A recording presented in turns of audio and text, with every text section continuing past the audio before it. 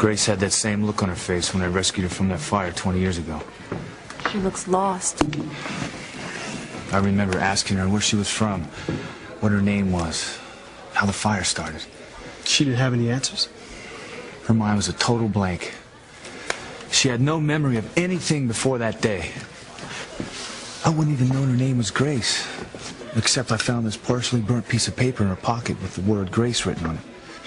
Sam, I can't even imagine what you're going through. But if it were Eve, I'd do exactly what I'm doing. I mean, you'd do anything you could to keep that look off your wife's face. Eve, you're a doctor. I mean, there's got to be some way to give Grace some answers.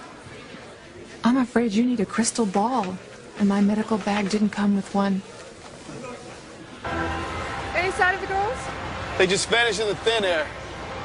Well, Simone and Kay are probably up to their usual mischief. Well, it better be harmless mischief. Oh, I'm sure it is. And Whitney hasn't checked in either. Don't worry about Whitney.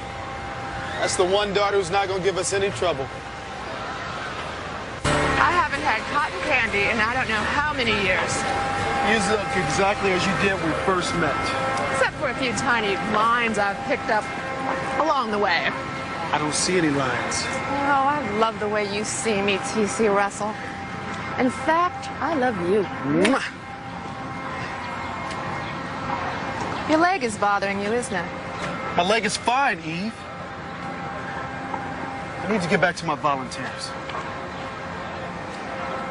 Let me guess. His leg? I shouldn't have said anything. Oh, you know T.C. He's one of those type of guys that doesn't like to talk about what's bothering him. Reminds me of a big old lion who goes into the brush by himself to lick his wounds. Yeah, that's exactly what he's like. Don't tell me you're still worried about T.C. Caught in the act. Thanks, Sam.